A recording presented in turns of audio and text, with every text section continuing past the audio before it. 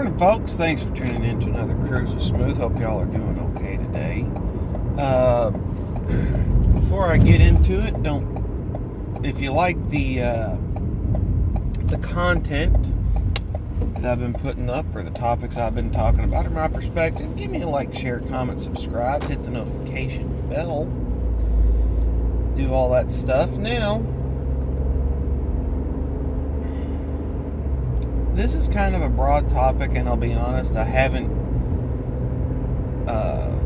formulated my thoughts on it from every angle, but I'm going to try to go ahead and dive in. There's a benefit, in my opinion, in being able to agree to disagree successfully. I'm going to use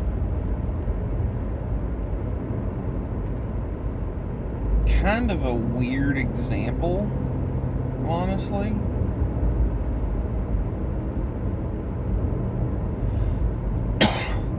Excuse me.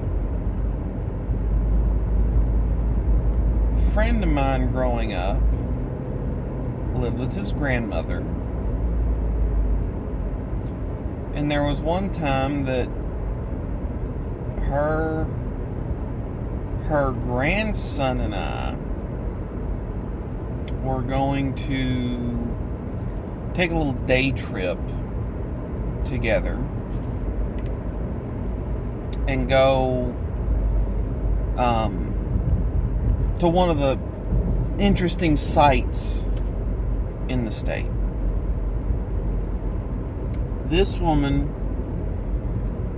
sweetheart of a woman, I have nothing negative to say about her, except that in my opinion, she was, a lot of times when she was driving, she was dangerous to herself and others, but not in the way you'd think. Explain something to you. When I'm driving, I try to drive within a few miles an hour of the speed limit or the flow of traffic. So,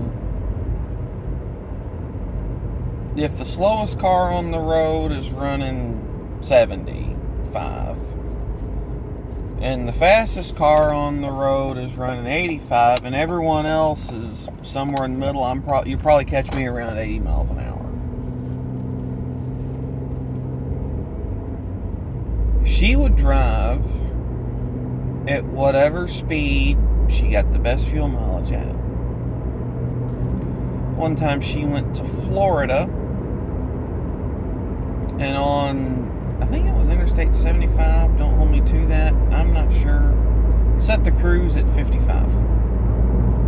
She said I was over the minimum speed, I was getting 50 miles a gallon in my brand new little car, I'm gonna go 55. And I'm sitting there thinking, you're insane.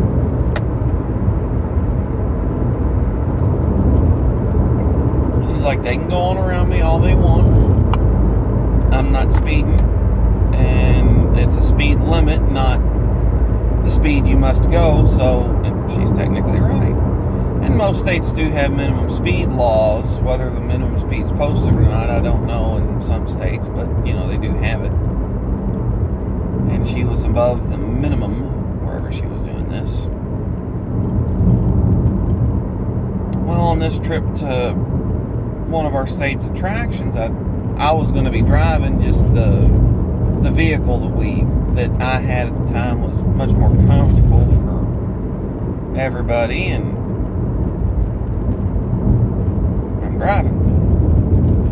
Thankfully, we never had to have that disagreement because nobody was really going over the speed limit. I was able to set the cruise at the speed limit, drive along nicely and reasonably.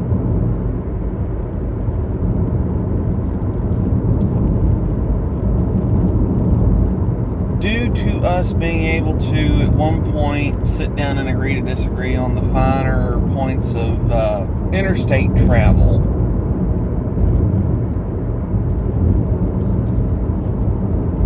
it never became an argument, and we talked about it a little bit.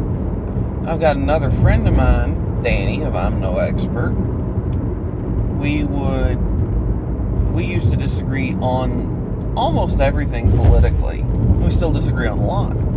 But because we can agree to disagree, we can sit down and have very long, detailed discussions about our point of view. And no one gets upset or offended. No one thinks of the other as being an idiot for thinking that way. And there's the potential for both of us to learn something. Since, especially when he and I first met, both of us looked at things from completely opposite ends of the spectrum.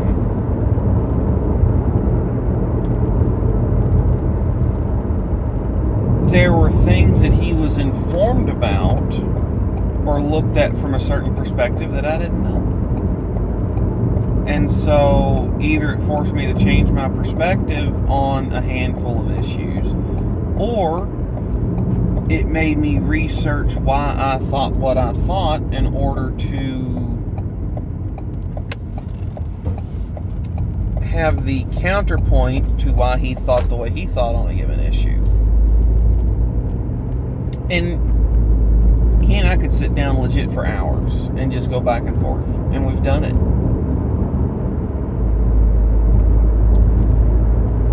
Well, I'm afraid that's dying. There are very few people that I run across either on social media and face-to-face interactions or anywhere else that I have the ability to talk about hot button topics, whether it's something that's political or not, and have a civil disagreement. A lot of times there's disagreement, but then there's motive attributed.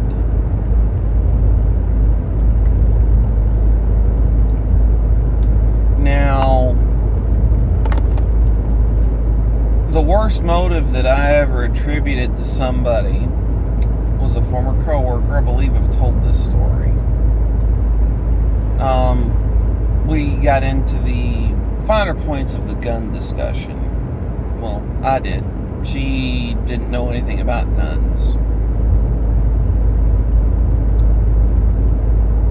And I used some very basic firearm knowledge and gun statistics and really ticked her off because guns are murder machines that kill people, and don't you know anything about guns, and you can't use an AR to hunt deer because it'll ruin the meat, and on and on and on and on she went. To which I informed her that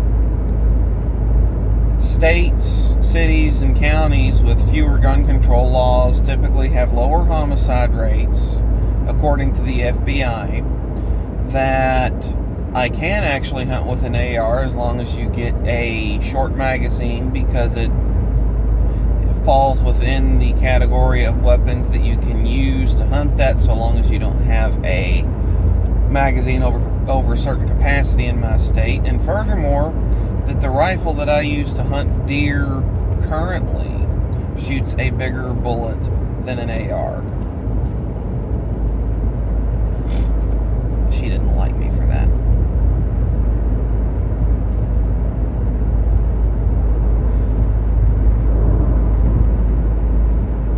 I rest my case, though. After that, her and I kind of quit talking because we disagreed on something that she wasn't going to budge on. I don't understand why that's such a prevalent thing these days. And I don't understand why social media sets up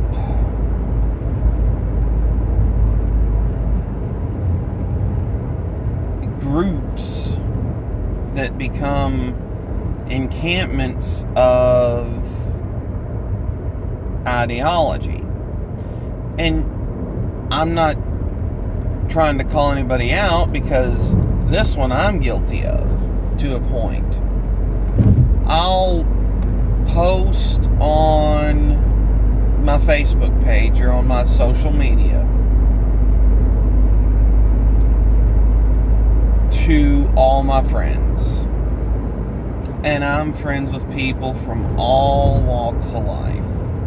And I'll occasionally post things that are a political hot topic or other hot topic issues. Pardon me. Just to see what happens and to discuss things with people. Now, all that said, in the past couple years, more and more of my posts have been in groups. As an example, I'm a nerd, and I love Star Trek. So, I enjoy posting in Star Trek groups. I enjoy making memes out of Star Trek images to post in Star Trek groups. I enjoy posting memes. I'm in a couple Ford Mustang owner groups. I'm in a manual transmission fan club group. I'm in a couple groups from work, and I post around there all the time. So I'm guilty of, can't quite say, I guess the closest word would be curating who my audience is in these posts that I put up. And sure, sometimes I'll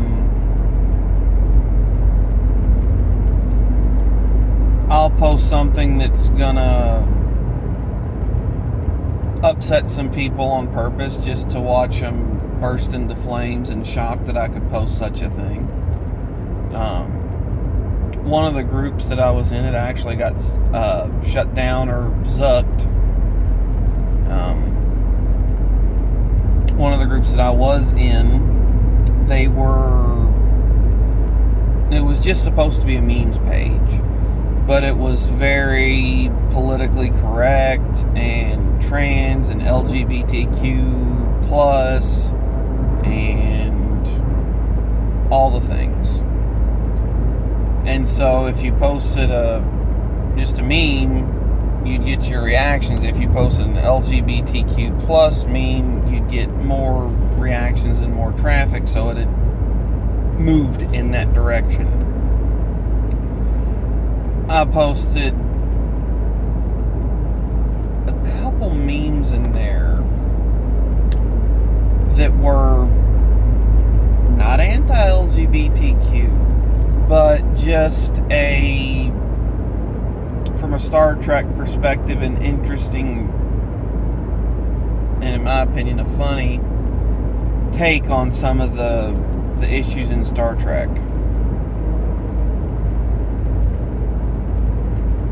Well,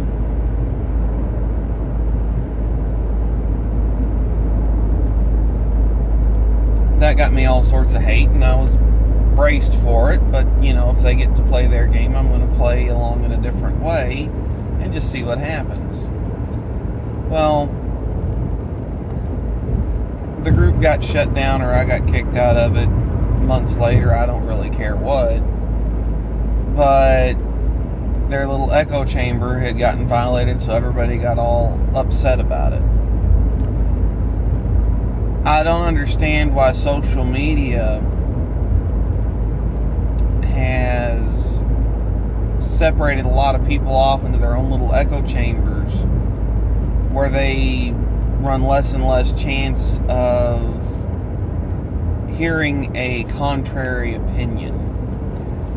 Personally, I think it's dangerous. Because people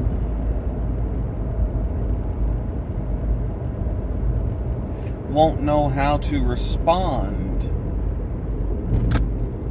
when they run across that different opinion a lot of times. And I think that's where you get a lot of the screaming mob mentality, attributing motive where there isn't none. You know, just because I disagree with you on taxes doesn't mean that I hate the poor. Just because I disagree with you on gun control doesn't mean that I don't want to that I don't want to see murders and homicides and shootings drop.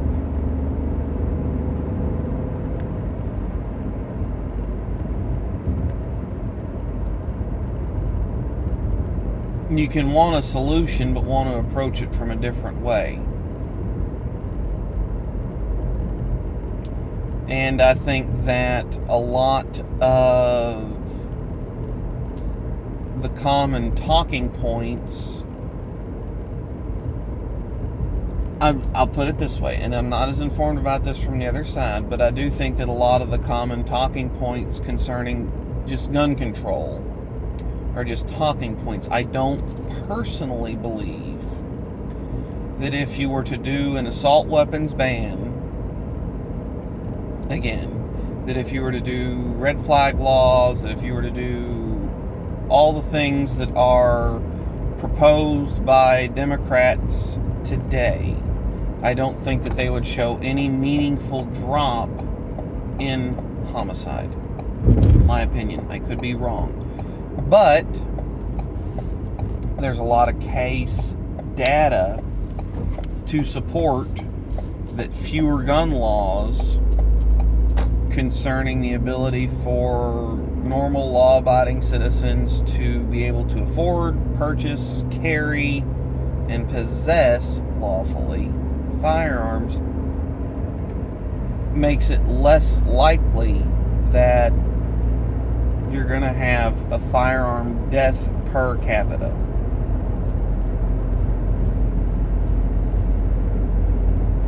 So, anyway, learn the ability to agree to disagree. Learn the ability to have your assumptions challenged.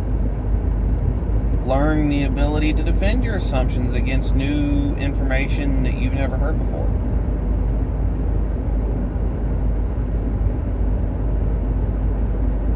That's what I got for today, folks. Thanks for tuning in. Catch y'all next time.